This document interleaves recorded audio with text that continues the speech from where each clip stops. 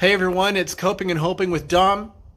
Today we want to talk about a subject that's near and dear to my heart and my wife's heart, and that is the subject of saying the phrase, "You make me feel so," and fill in the blank.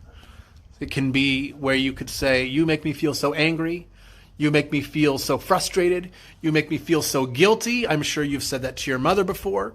Now, sometimes the people that say these things actually have the intent of making you feel this way. But let's take those out of this.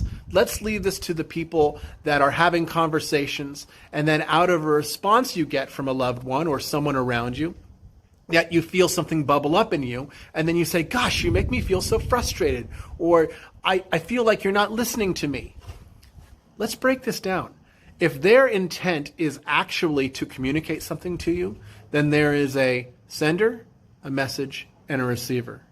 And if they're sending it with an intent, and then the message comes through, you're the one that hears it. So you never hear the pure message. What you hear is the filters that you have in your eyes and your ears.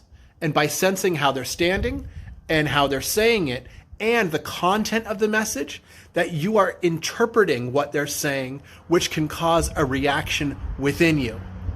This is called triggering.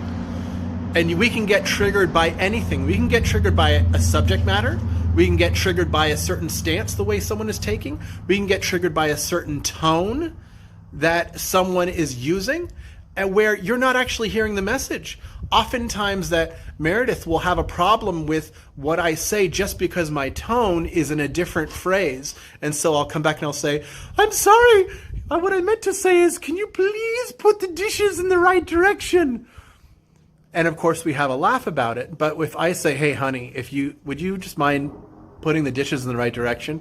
that she won't even hear the message. You're the only one that's in control of how you feel. You're the only one that can decide how you feel. Now, a lot of times that these are subconscious reactions. I get that because I have them too. I have my own triggers. Meredith has her own triggers, and they can be triggered off by a mother, a father, a loved one, a brother, or sister.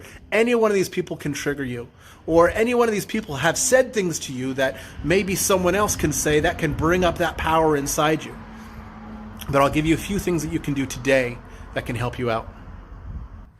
Number one, when you are the receiver of this information and you're starting to feel something bubble up and you're about to say something like, "You make me so angry," or "You make me so frustrated," take a deep breath, count to 10, and say nothing.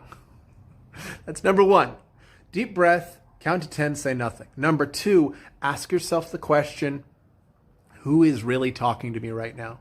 Because oftentimes when we're triggered, and it's a past issue that's coming up that's causing us to have an emotional trigger, it's based on someone who's not with us right now. It's someone from the past. So if you say, "Who's really talking to me?" that question can kind of bring you to the present and bring you to the present moment and take you out of the trigger. Number three, ask the question, could their intent be a little bit more noble than trying to make me angry? Is it possible that they don't want me to be angry? Just ask those questions. And then the last one is, okay, can I be able to receive and understand what this person is saying to me? Because if you allow the actual message to reach down to here through all the layers of resistance and battling, then you can actually get to the point where you receive what they're saying and you can actually respond in the way that they're asking you to respond. Because a lot of times the intent is noble, but we block it with resistance based off of a trigger. So let's go through these one more time. Number one, you're going to take a deep breath. Number two, you're going to ask, who's really talking to me? Number three, you're going to ask, could this intent be noble, or could this intent be better than what I'm imagining? And then lastly, okay, can I receive this message that they're actually getting to me, or can I be open enough to actually hear what they're saying? And by doing these four things, it's going to reduce the actual resistance and allow you to actually respond in a calm way, hopefully. If not, then you got to call me and we can work on those triggers.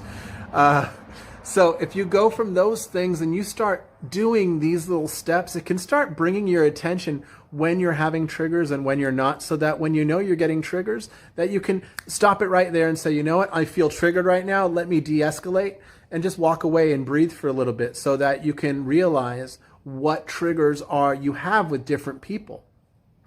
The overall is that you have control over your emotions. You have control over how you respond to people and what you ultimately say to people. Even if they're making requests for you and they're asking you to do things, or they have any sort of criticism for you, you don't have to respond in a negative way. You can actually respond in a really open way. So take these with you. We will talk about the senders on my next installation of Coping and Hoping. I will be posting these on Mondays and Thursdays. And I want you guys to just enjoy this and take this in stride. And I want you to be able to get a little more control over your emotions, your emotional state, your mental health. You guys, if you need some help, just give me a call. I'll be here for you, and you guys have a great day. Love you.